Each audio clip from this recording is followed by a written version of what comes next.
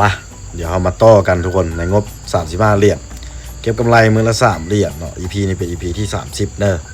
ก็คือขั้นตอนแรกเนาะคือเก่าเวลาที่ซูซี่เข้ามาในตลาดซูซี่ก็ต้องปรับเงินให้เป็น1เหรียญซะก่อนเนาะซึ่งว่ากำไรที่เราเฮ็ดไว้ก็คือ 0.95 เหรียญเนาะที่เราเฮ็ดไว้หอบสวยเนอะแล้วมาพักช่วงมายาวเติบเนาะซูซี่ก็มีเวลาที่เข้ามาอัดคลิปให้ทุกคนได้เบิ่งได้เห็นน้ำเดียวเรามาไกลสมควรเนาะงบ35เหรียญซูซี่ก็บ่คิดว่าจีมาไกลปานนี้แล้วเฮาก็เลือกเชียดแต่ช่วงแบบว่าตลาดที่มันโอเคมันตรงตามเทคนิคตรงตามเงื่อนไขเนาะมันก็เลยว่าได้มาไกลปานนี้เด้อแล้วว่า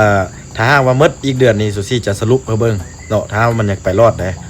จีสรุปให้เบิ่งเนาะว่าเฮาเก็บกำไรมาตั้งแต่ EP 1จนฮอด EP ที่30นี้หรือว่าฮอด EP ที่เท่าเลยก็ย่าเนาะจีสรุปให้เบิ่งว่ามีกำไรเท่าเลยเนาะเดี๋ยวจะมาสรุปเบิ่งท้ายๆเดือนเนาะคันว่ามันรอดซึ่งว่าแน่นอนงบซ้ำนี่บ่สามารถที่ว่าจะสร้างกำไรได้แบบสม่ำเสมอหรือว่าเก่งกำไรระยะยาวอยู่รอดดอกเนาะมันต้องมีมือเลยมือนึงจักมือเลยที่ว่ามันสิแตกเนาะพอแตกเนี่ยเพียงแต่ว่าเฮาบ่ฮู้ซื่อว่ามันสิแตกมือเลยเนาะแล้วก็ในการเชียร์ซูซี่ก็เราจะพยายามเนาะสุดความสามารถสิประคับประคองชีวิตข้อกราฟไปเลยที่นิ่งเท่าที่จะนิ่งได้เนาะแล้วก็งัดประสบการณ์ทุกอย่างที่ซูซี่มีทั้งหมดเลยเนาะแล้วก็จะมาอธิบายเนาะสำหรับคนที่เข้ามาเบิ่งคลิปนี้มาเห็นคลิปนี้เข้าเจอเนาะฮู้ได้มีความฮู้นำซูซี่เนาะจากคลิปของซูซี่เนี่ยสิ่งที่ซูซี่มาให้คลิปนี้ก็คือบ่ได้มีเจตนาสักส่วนนะผู้เหลือที่ว่ามาลงทุนน้ำค่อยแน่มาเช็ดน้ำค่อยบ่แม่นเนาะก็คือเป็นแนวทางเนาะหรือเป็นบทเรียนเพื่อสำหรับคนที่มีเจอทั้งมักในการเช็ดอยากศึกษาแบบจริงจังเนาะหรือว่าคนที่มาเช็ดแล้วบ่มีกำไรหรือว่าคนที่สงสัยว่าเช็ดงบเท่านั้นนี้เขาสิสร้างกำไรได้บ่แล้วเช็ดแบบเลยบริหารเงินแบบเลยตั้งเป้ากำไรแบบเลยเช็ดเนี่ยเลยจะลดความเสี่ยงมาเบิ่งคลิปซูซี่ได้เนาะแล้วซูซี่ก็รวมไว้นี่หมดละมัดไว้นี่เลยซึ่งแน่นอนเฮาเวลาที่ปั๊บเงินแล้วเฮาก็จะไปเลือกบางเหรียญเนาะเพราะว่าเหรียญตัวนี้บ่ค่อนข้างโอเคเนาะก็คือเงื่อนไขที่ซูซี่จีเลือกใส่เทคนิคนะซูซี่เลือกเทคนิคตามเทคนิคคือเก่าเนาะเขาจะใส่เพียงแต่เทคนิคตัวเดียวเนาะว่าเขาจะบ่ใส่หลายตัวเพียงแต่เฮาจีหาช่วงตลาดที่แบบมันตรงตามเงื่อนไขตรงตามเทคนิคเงื่อนไขแรกที่จะใช้เทคนิคนี้ก็คือมันต้องเป็นแท่งเทียนที่สมบูรณ์เนาะแล้วก็การที่โตของกราฟนี่มันต้องบ่แห้งเนาะบ่วันพวนแห้งเป็นแท่งเทียนที่สมบูรณ์แล้วบ่ทิ่มไส้แห้งบ่เอาครับว่าเป็นแท่งน้อยๆเนาะแล้วทิ่มไส้ยาวแบบนี้แล้วก็มันสวิงแห้งเนาะแล้วเงื่อนไขที่2ก็คือมันต้องเป็นแพทเทิร์นแท่งเทียน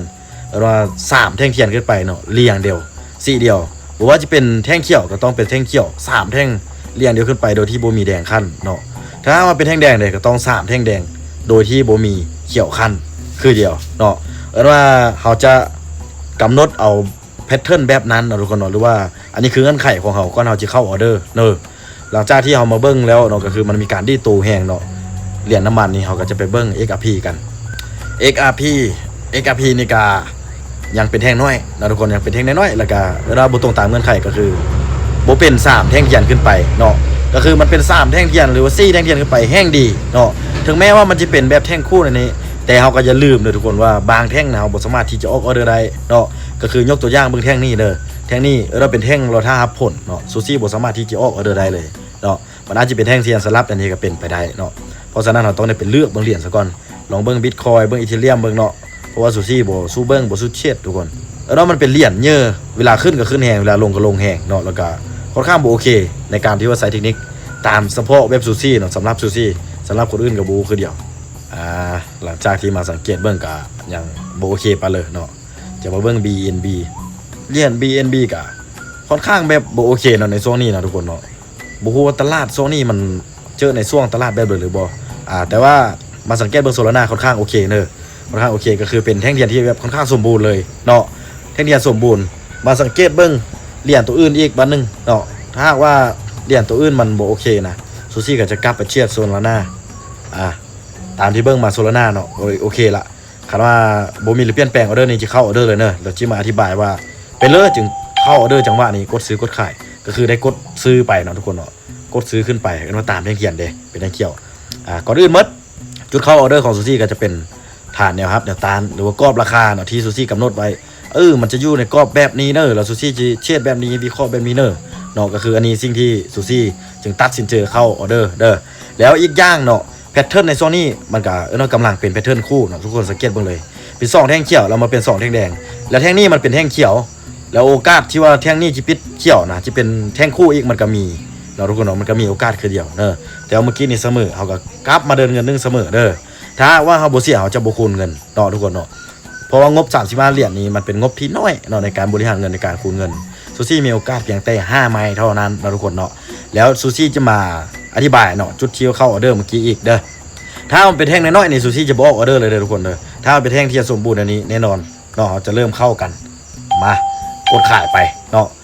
ว่าซูซี่ตีกรอบมันเป็นไซเวย์เนาะราคาระหว่างกรอบระหว่างกลางที่ซูซี่มาร์กไว้นี่เนาะระหว่างเส้นสีแดงกับเส้นสีเขียวเด้อก็คือทางลุ่มเส้นสีเขียวเนี่ยมันจะเป็นอดีตแนวฮับที่มันเอ็ดราคาไปต่ำสุดเนาะทุกคนสังเกตเบิ่งเวลาที่จังหวะมันมาต่ำเส้นสีเขียวเนี่ยนะเราบ่สามารถทะลุลงมาได้มันบ่มันมีโอกาสที่จะกลับโตขึ้นไปเนาะอินเทอร์เน็ตจากซาหน่อยนึงมีโอกาสกลับโตขึ้นไปมันบ่หลังจากที่มันขึ้นไปตามแนวต้านเส้นสีแดงตัวที่ซูซี่มาร์กไว้นี่เด้ก็คือมันบนทะลุขึ้นไปได้มันก็กดราคาลงมาเนาะก็คืออันนี้เป็นหลักการนะครับแนวต้านที่ซูซี่แนะนำมาเนาะก็คือซูซี่อธิบายมาตลอดเด้อคือเขาเจอแบบง่ายๆเนาะคือเขาเจอแบบมันบ่ได้มีเลยยุ่งยากซับซ้อนเนาะเขาสังเกตเบิ่งมันเทลงจากบ่เลยมันเทลงบ่นี่เนี่ยอันนี้ก็เป็นแนวต้านอยู่บนนี่เนาะจุดนี้แนวต้านของบนนี่แล้วมันดีโตขึ้นมาเลยโอ้มันดีโตขึ้นบนนี่เนี่ยว่าราคานี้จะเป็นแนวฮับเนาะของราคาตัวนี้ของมันเด้อทุกคนเด้อซึ่งว่าออเดอร์เมื่อกี้เนาะมันลากลงไปได้เด้อทุกคนเด้อแล้วเป็นแพทเทิร์น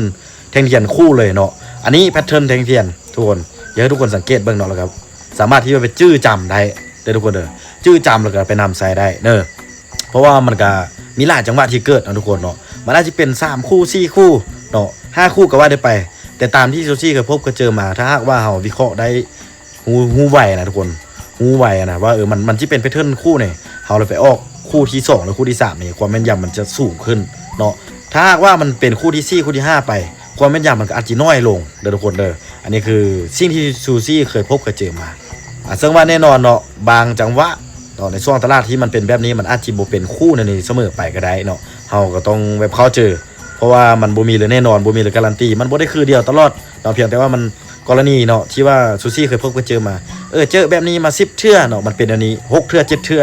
ซูซี่ก็เลยว่าเอามานำไซส์เนาะอัตราชนะมันสูงกว่าเสียนี่ทุกคนเนาะแล้วมันชนะหลายกว่าเสียซูซี่ก็เลยว่าเอามานำไซส์ยิ่งว่ามาเทียบแบบคูณเงินนี้ก็แน่นอนเนาะเปอร์เซ็นต์ที่เราจะสร้างกำไรได้นี่มันก็ว่ามีสูงกว่าเสียแน่นอนนะทุกคนเนาะเพราะว่าการเชียดนี่เขาว่าอาศัยเข้าไว้เอาไว้อีกมันจะลดความเสี่ยงได้หลายเลย